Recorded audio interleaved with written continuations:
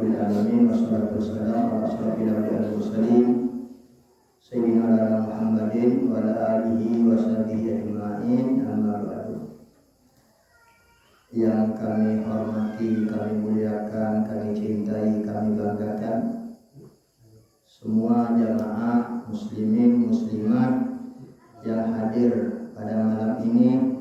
Mudah-mudahan kita semua dirahmati oleh Allah Subhanahu wa taala. Amin Allahumma amin.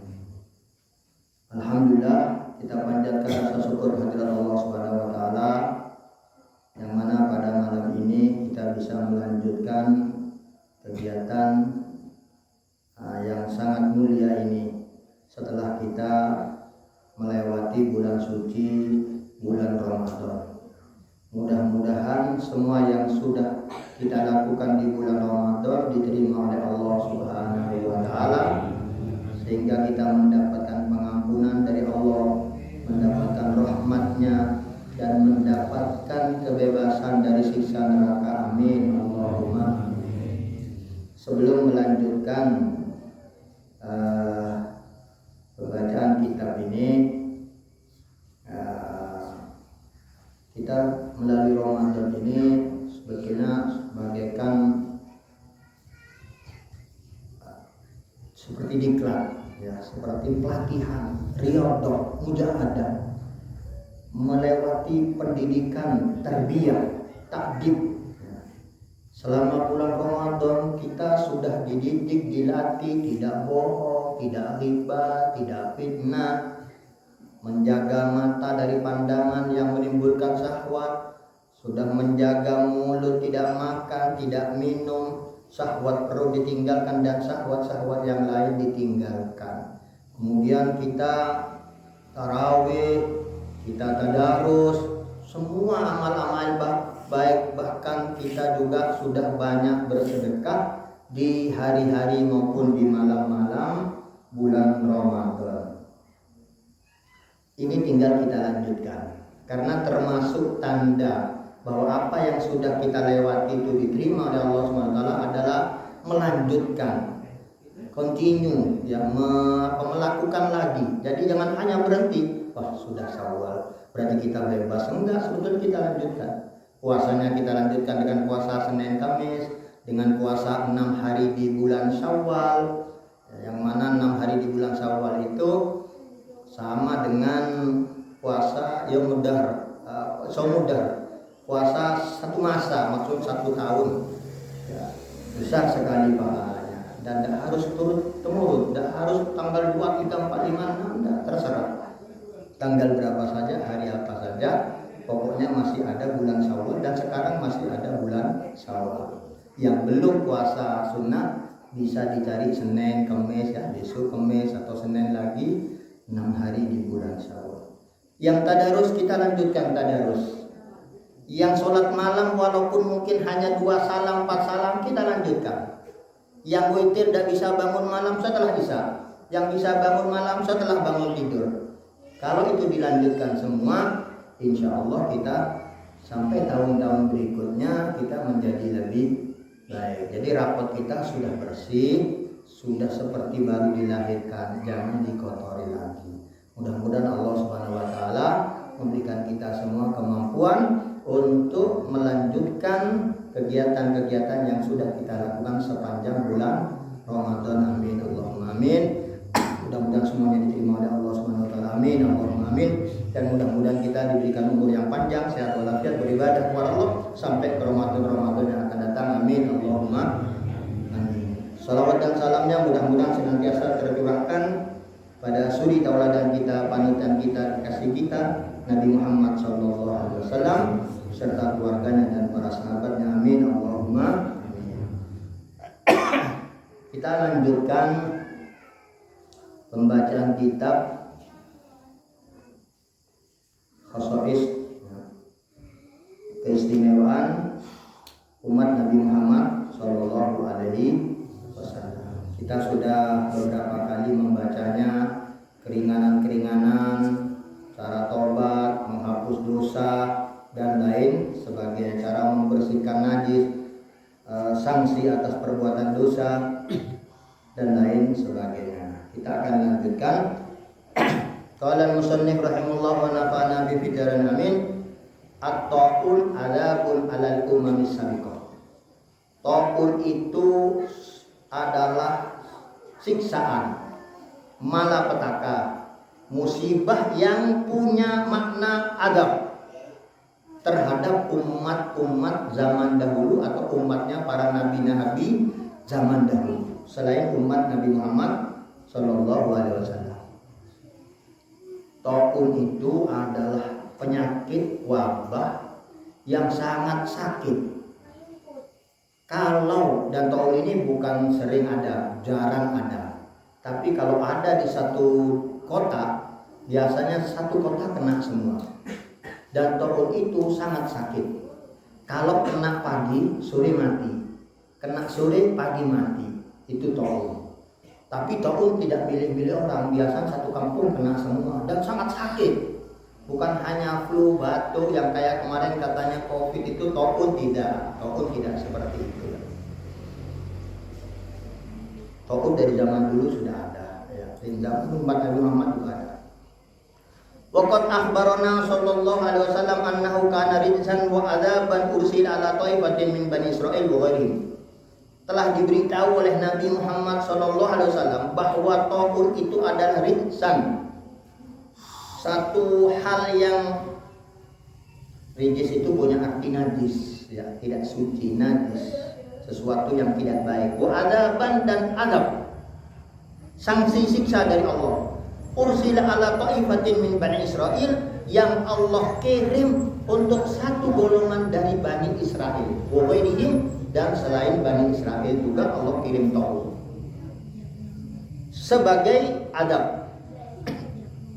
Amma halil ummah, adapun umat Nabi Muhammad sallallahu alaihi wasallam, kita insyaallah ya, kita umat Nabi Muhammad sallallahu alaihi wasallam. Fa inna Allah ja'alahu rahmatan bihim wa syahadatan lahum.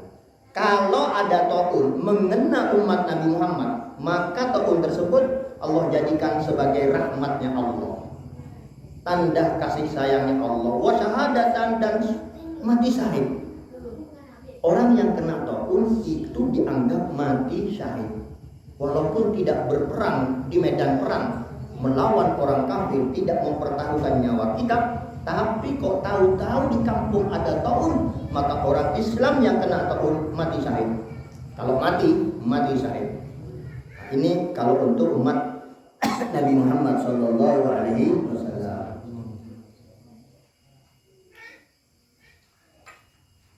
Kalau untuk umat terdahulu itu ada. Demikian hadis sahih ya. Yang ada dalam kitab Mawahib Al-Laduniyah dan kitab Al-Khasa'is. Jadi ada kitab Al-Khasa'is selain kitab ini ya. Tentang kekhususan yang semua umat Nabi Muhammad sallallahu alaihi wasallam. Sebagaimana bala, ya, bala ini musibah. Entah itu banjir bandang, entah itu gempa bumi. Alhamdulillah, mudah-mudahan kita semua diselamatkan. Entah itu angin puting beliung, entah itu kebakaran, entah itu tsunami.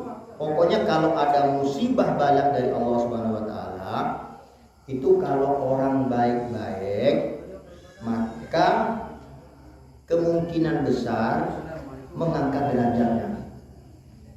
Kalau dia punya dosa, menghapus dosanya. Assalamualaikum. Waalaikumsalam. Nah, itu kalau orang baik-baik. Insyaallah panjang umur sehat walafiat. Alhamdulillah. Tapi kalau bukan mukmin, orang tidak baik, bukan muslim yang baik, maka itu juga adab. Jadi ada kalanya musibah itu adab, ada kalanya maghfirah, ada kalanya rafu darajah, yaitu mengangkat derajat. Ya. Kalau taun ini rahmat dari Allah bagi umat Nabi Muhammad SAW dan syahadat. Ya. Tapi kalau bagi selain umat Nabi Muhammad itu ada. Kemudian kita lanjutkan tahrimu ba'di thayyibat minal atimah. Keistimewaan, kekhususan lagi yang diberikan untuk umat Nabi Muhammad SAW ini adalah Bedanya dengan umat terdahulu, kalau umat terdahulu ada makanan-makanan, minuman atau sesuatu ya, buah-buahan atau apa saja yang baik-baik, yang bermanfaat, itu diharamkan. Kalau bagi umat Islam enggak, yang jelek-jelek diharamkan, yang bahaya diharamkan, yang baik-baik, bagus-bagus dihalalkan. Itu ada 2-3 ayat dalam Al-Quran. Wa hadza kana minal 'uqubat allati aqaba biha Allah Bani Israil bisababi baghihim wa dhulmihim wa talawihim bisyariah. Allah berikan sanksi kepada Bani Israel karena Bani Israel suka melanggar, sering dolim, sering mempermainkan syariat Allah, sering mempermainkan agama, maka Allah berikan sanksi peraturan yang memberatkan mereka. Wa asyaratihim allati ja'altahum ya'khuduna arada hadil adna wa yaquluna sayaghfiru lana. Karena Bani Israel itu semena-mena dia melakukan pelanggaran, lalu dia mengatakan, "Enggak apa-apa, Allah akan ampuni kita." Ini bahaya.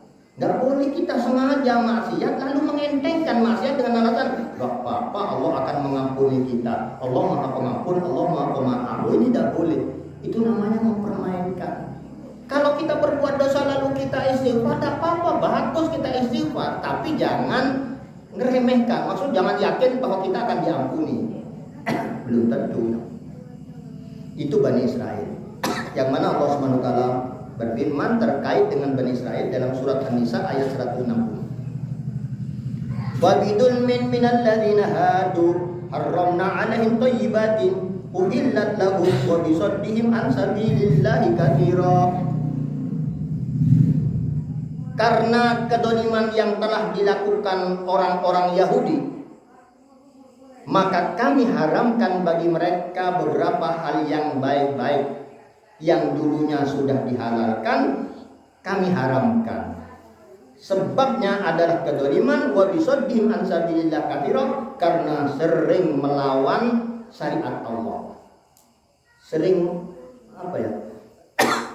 Ya sering mempermainkan agama, menghalang-halangi orang beribadah atau aniaya, dolim. Itu kerjaan orang Yahudi dari dulu sampai akhir zaman nanti.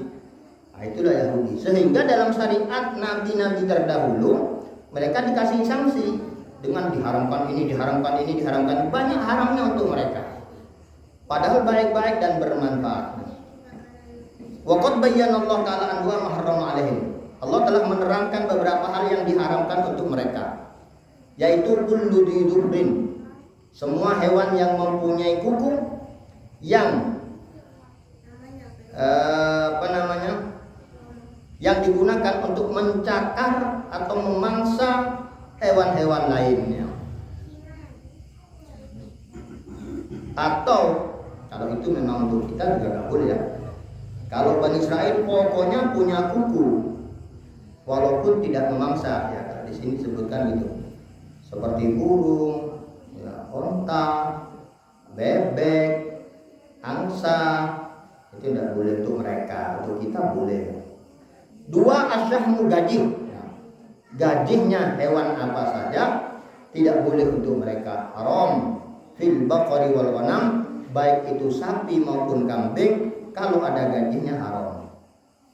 Wa abahalahum min hasyuhumul mukhtalita bil idam, hanya diperbolehkan gajih lemak yang nempel di tulang, yang ada di dalam tulang baru boleh. Kalau kita semua gajihnya hewan yang halal dimakan, gajihnya boleh dimakan. Wa kadama yahwihil bad, begitu juga yang ada dalam perut hewan-hewan itu tidak boleh. Kalau kita kan boleh, ya. Wa kadama allaqa bi dhahri minasuhum, begitu juga yang gajih daging yang ada di punggung hewan.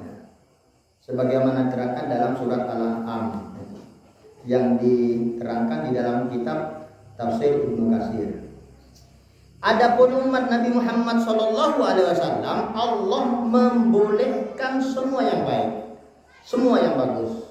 Yang mana firman Allah dalam surat Al-Maidah ayat 5, Al-yawma uhilla lakumut thayyibat, hari ini Aku halalkan bagi kalian umat Nabi Muhammad semua yang baik-baik, semua yang bagus-bagus, maksudnya yang bermanfaat, bagus, yang enggak beracun, yang enggak berbahaya, halal.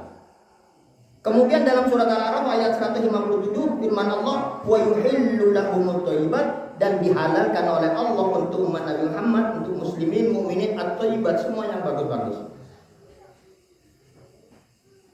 Wa harrama 'alaiha kullu khabith, tapi Allah haramkan semua yang tidak baik, yaitu dalam surat Al-A'raf ayat 157.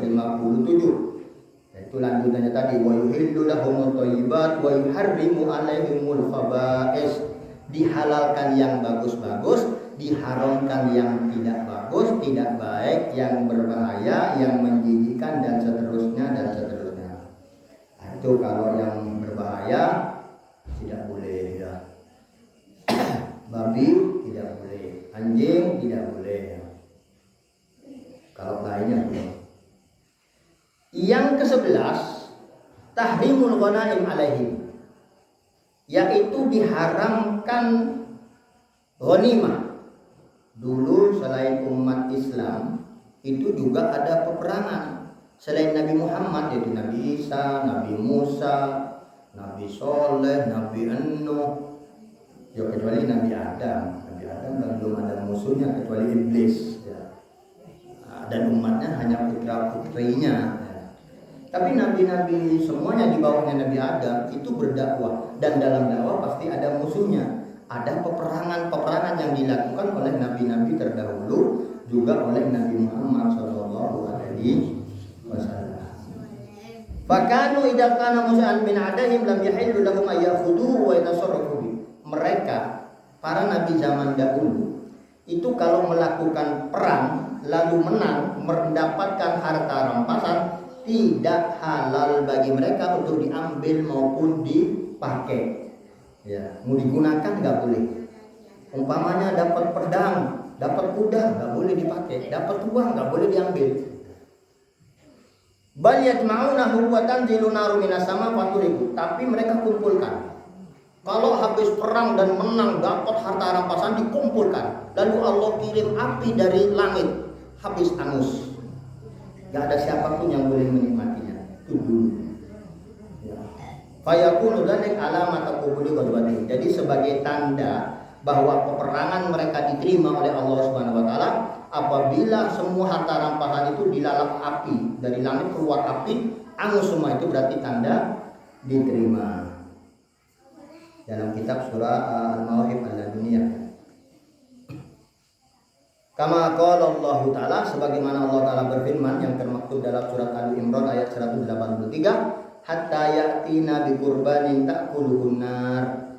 Jadi mereka itu melakukan korban, namanya itu ya. Semua korban itu artinya amalan mendekatkan diri kepada Allah Subhanahu wa taala. Kalau kita korbannya kan menyembelih kambing di hari raya Idul Adha. Jadi mereka itu semua kumpulkan, kemudian nanti dilahap oleh api. Ammal ummatul Muhammadiyah, adapun umat Nabi Muhammad sallallahu alaihi wasallam, fa innallaha li syarafi nabiha indahu, karena berkat kemuliaan nabinya Nabi Muhammad di sisi Allah Subhanahu wa taala, ahalla lahumul ghanaim, maka dihalalkan harta rampasan perang. Ghanimah halal untuk umat Islam. Kama sabata fil hadis sahih al-muttafaq alaih, sebagaimana dalam hadis sahih Bukhari, sahih Muslim itu diriwayatkan ada. Wa ja'ala halalan mubarakan, bahkan Allah jadikan sesuatu yang halal dan penuh berkah. Yang mana dalam firman Allah surat Al-Anfal ayat 69, fakulu mimma ghanimtum halalan thayyiban, makanlah dari hasil ghanimah yang kalian lakukan, dari harta rampasan perang yang kalian lakukan, makanlah, gunakanlah halalan mubarakan, itu halal dan penuh barokah. Itu beda. Karena Nabi Muhammad sangat dicintai oleh Allah, maka umatnya pun dikasih banyak keistimewaan.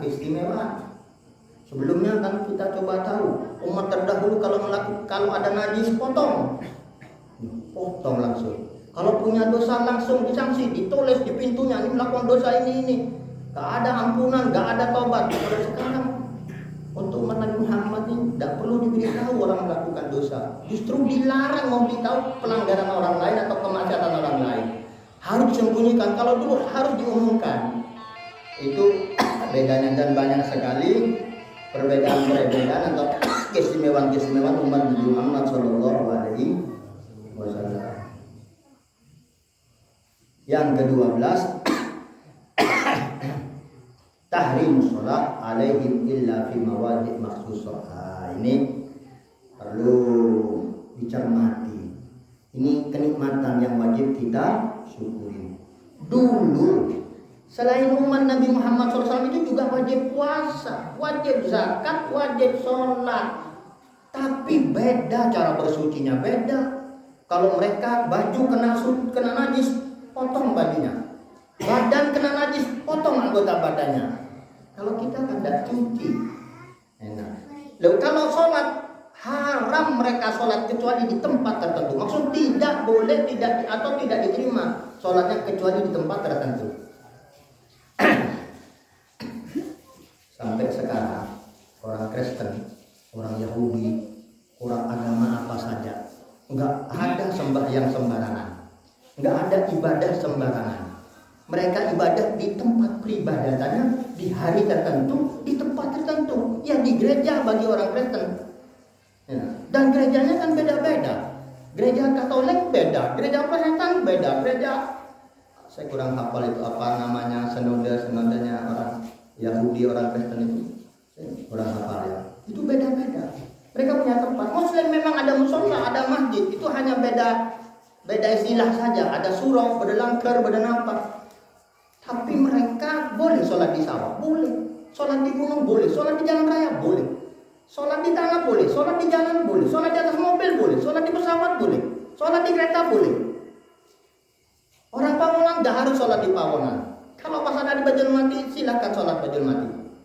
Ada umpamanya lagi ke Bantul, terus ada dohor asar, silakan sholat di sana.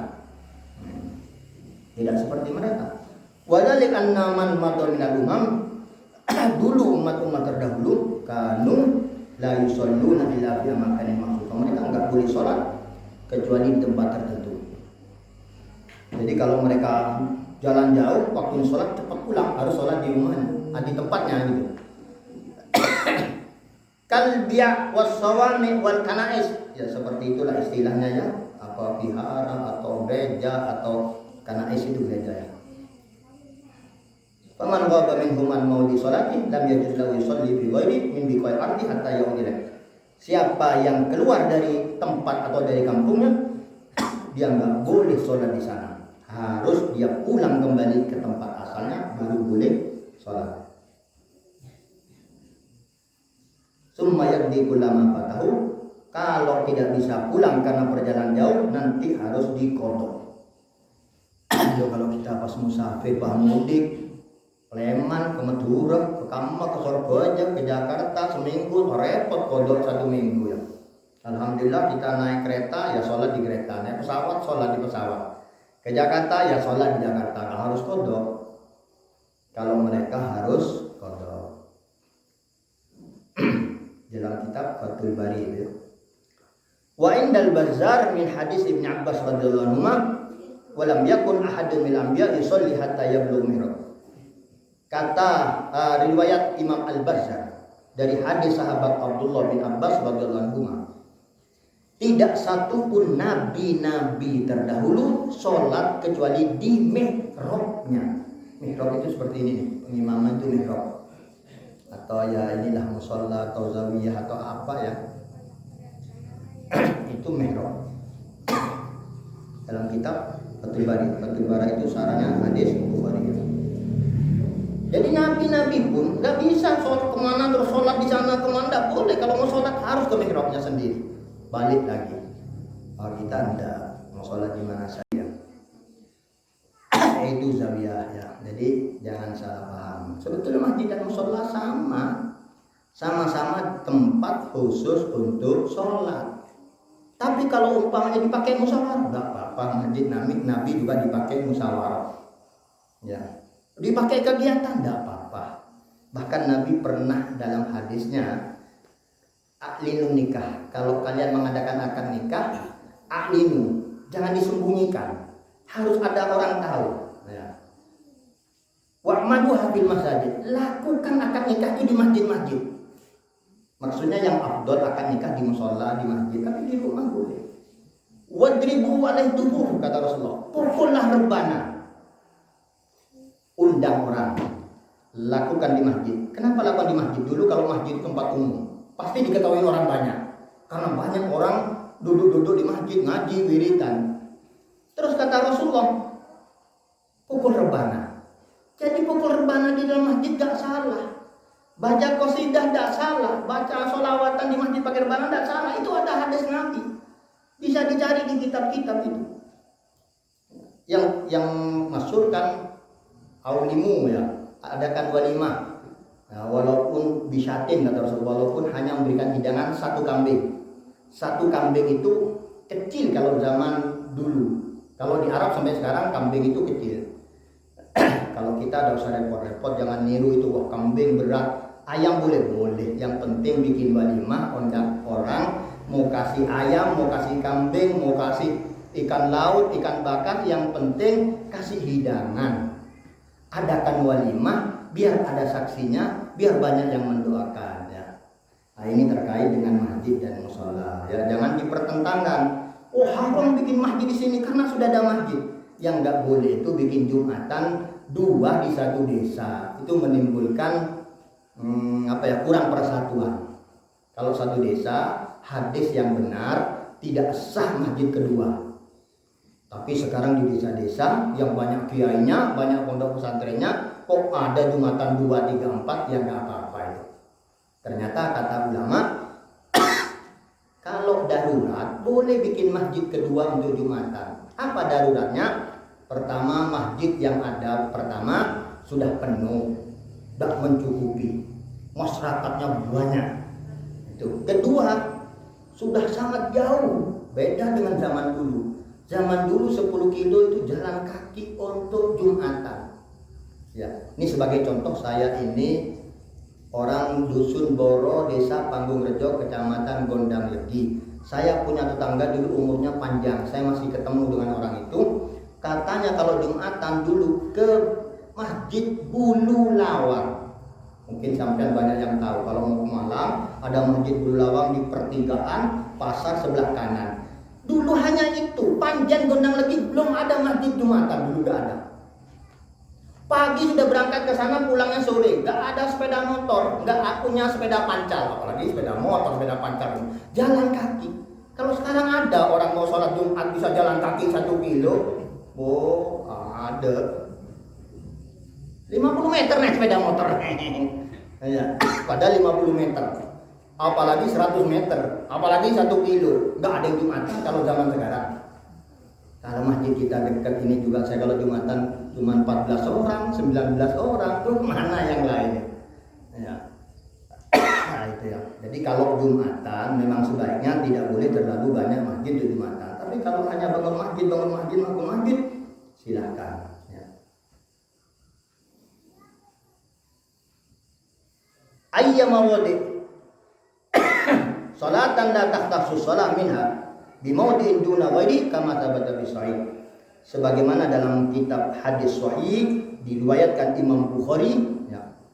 Dalam kitab Tayammum di situ dijelaskan bahwa bumi ini dijadikan masjid untuk semua orang Islam, boleh sholat di mana saja, tidak khusus di satu tempat. Nah, jadi kalau sampean sedang bekerja ya, di atas gunung tidak bisa wirawiri turun ke bawah, sholat di atas. Sampai nelayan, dulu ada nelayan, zaman Nabi ada nelayan. Waktu di lautan dia bingung, duh saya mau sholat, apa cara wudhunya? Pulang dulu ya, datang ke Nabi. Nabi, saya ini nelayan, di tengah laut hidup saya. Duh kalau saya sholat di sana wudhunya apa? Nabi mengatakan air laut tohurun, suci dan menyucikan. Al-hillu maitatuhu. Orang hanya nanya gimana cara wudhunya. Kata Nabi, air laut itu suci dan menyucikan. Karena ada suci tapi tidak menyucikan. Maksudnya suci tidak najis tapi tidak bisa pakai wudhu. Contoh teh, punya teh 1 ember bikin wudhu nggak boleh. Kopi 1 drum bikin wudhu nggak boleh. Tapi najis nggak najis, minum boleh, suci dia, tapi tidak menyucikan. Kalau air laut walaupun asin, sangat asin, suci dan menyucikan. Wudhu di air laut itu sholat di perahunya. Jangan nunggu seminggu sekali sholatnya, bahaya.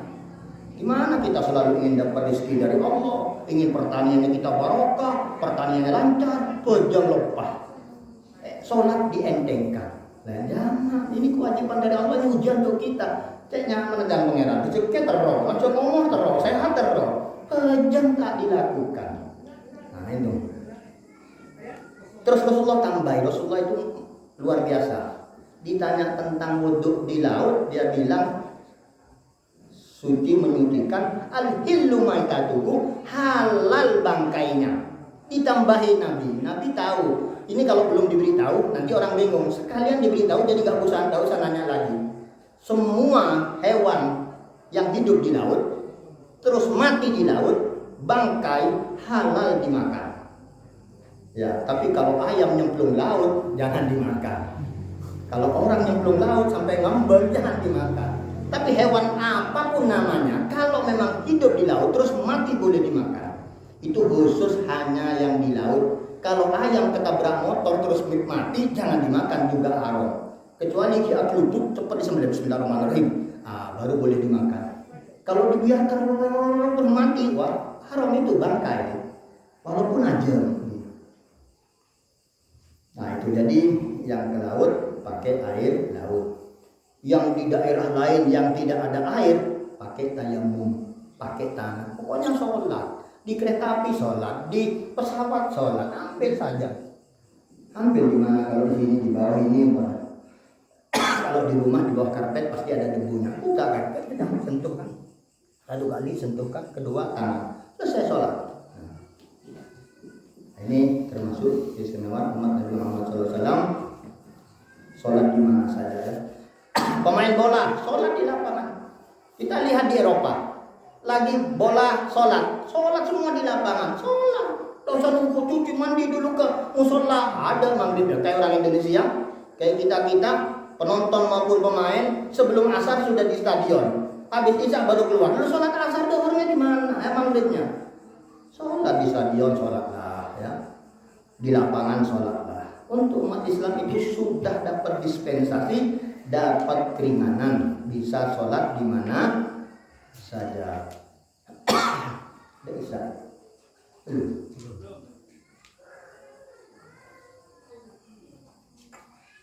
Kita lanjutkan tahsis toharobil ma. Kalau umat terdahulu yang namanya wudhu mau mandi atau junub, wudhu mau sholat untuk wudhu ya, atau hadas besar mandi, itu hanya boleh dengan air. Selain air tidak bisa. Itu umat terdahulu. Umat-umat terdahulu di dalam syariat mereka wudhu boleh kisor alamat fitor, hanya boleh pakai air kalau bersuci. Tidak boleh pakai tanah, tidak boleh pakai batu. Itu kalau umat terdahulu. Wa ada mujawazil iktifa bi ghairi, enggak diizinkan untuk selain air. Fa idza adima hadumul ma lam yusalli hatta yajau thumma yaqdima. Jadi kalau waktunya sholat, mau wudhu enggak nemu air, tidak boleh sholat. Nanti kalau sudah ada air, wudhu, tapi harus dikodok. Sholat-sholat yang tadi nggak ada air, kalau kita nggak begitu. Adapun umat Nabi Muhammad SAW ini, fa'inna Allah Ta'ala ja'alalah al-ardu tahuran. Allah telah menjadikan tanah di mana saja itu suci. Jadi kalau sampai ada hujan deras, di jalan itu becek, banyak airnya nyiprat, suci. Nggak usah repot-repot, nggak usah ganti baju. Kecuali karena baju putih, kotor semua, nggak enak, perlu ganti yang bersih, tidak apa-apa. Tapi andai kata sholat dengan baju kotor, sampai mancul di sawah, kotor semua, tapi tidak kena kencing, tidak apa-apa. Sholat yang penting tutup aurat. Orang laki itu enak, kan orang laki nggak harus tutup rambut sholat. Ya sudah, kalau pakai kaos, mancul pakai kaos, pakai celana, ya sudah sholat pakai kaos, pakai celana. Tapi kalau di rumah yang sopan lah, cari sarung, cari songkok gitu ya. Kalau di rumah, kalau di tempat sawah, daripada dah enak saya kotor yang mau sholat, biar gampang bisu aja, dosa. Besoknya nggak sholat lagi, besok lagi nggak sholat. Kayak orang Ramadan kerja nggak puasa, terus kapan mau bayar? Saya setiap Ramadan tuh selalu bingung, hanya mikirkan orang kapan mau bayar. Kalau orang karena bekerja bangun rumah nggak puasa, saya rasa selain bulan Ramadan pasti kerja bangun rumah. Dan kalau tidak Ramadan, tidak akan puasa Ramadan aja nggak puasa. Orang yang bertani, orang yang tukang becak mungkin, orang yang tukang tebang tebu, nggak puasa Ramadan. Padahal dia akan bekerja juga di luar Ramadan. Dan mungkin kalau Ramadan tidak puasa, apalagi bukan Ramadan. Saya mikir tuh kapan mereka akan bayar hutang. Kok kayak sombongnya tuh, aman tidak takut disiksa di neraka. Ya mungkin kayak yang tadi disinggung orang Yahudi itu, aman, Allah Maha Pengampun, Allah saya kerja. Yang nyuruh kerja itu siapa? Wa ma khalaqtul jinna wal insa illa liya'budun. Tidak kuciptakan manusia dan jin ini hidup di dunia ini jin manusia hanya untuk ibadah, bukan untuk makan, bukan untuk bangun rumah, bukan untuk cari uang. Kok alasan cari uang saya kerja? Cari uang itu di bulan Syawal, Dzulqa'dah, Dzulhijjah, Muharram, Safar, Rabiul Awwal, Rabiul Akhir, Jumadil Awal, Desember, Rajab, Syaban. Ada 11 bulan, silahkan kerja bebas. Tidak mau puasa Senin, tidak mau puasa Kamis, tidak dosa. Tidak mau puasa Ayyamul Bid, tidak berdosa. Tidak mau puasa mulai di Syawal sampai Syaban, tidak dosa. Tapi satu hari saja Ramadan tidak berpuasa bukan karena musafir, bukan karena sakit, tidak bisa dibayar dengan 365 hari. Itu ada hadisnya. Tidak bisa, tidak enak. Tidak sholat, ini apa? Orang bedanya muslim dan orang kafir itu sholat. Ba'ayyuma rajulin atas sholat walam yajid ma wajadal arq tahuran kama thabata fi sahih. Jadi kalau umatnya Nabi Muhammad SAW datang waktu sholat enggak ada air, yang ada debu, silahkan wudu pakai debu. Gampang, 2 tangan tempelkan niat mutahharah ini, langsung usapkan ke muka. Kemudian 2 tangan lagi tempelkan, yang satu usapkan keliling gini, yang satu sini. Selesai, sholatlah. Junub gitu juga, jangan junub paling kuling di tanah. Enggak, junub sama juga wajah dengan tangan, enak sudah. Itu sudah rahmatnya Allah, kasih sayangnya Allah untuk umat Nabi Muhammad, menghormati kemuliaan nabinya Nabi Muhammad SAW. Kita harus bersyukur, alhamdulillah, nggak pakai repot-repot ngisi formulir pendaftaran. Nabi Musa itu sampai berdoa pengen jadi umat Nabi Muhammad, nggak bisa. Pengen jadi umat Nabi Muhammad tidak diterima oleh Allah.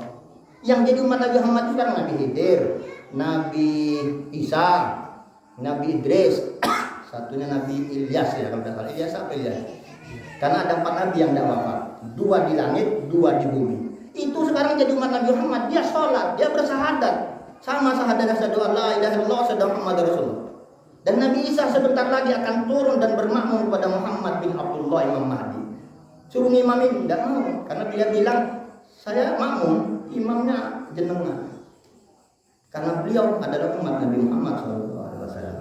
Kita alhamdulillah dijadikan umat Nabi Muhammad, jaga. Jangan tukar dengan uang miliaran untuk keluar dari Islam. Jangan, jaga. Ini nikmat yang luar biasa. Dan alhamdulillah dalam ibadah sudah dipermudah ya.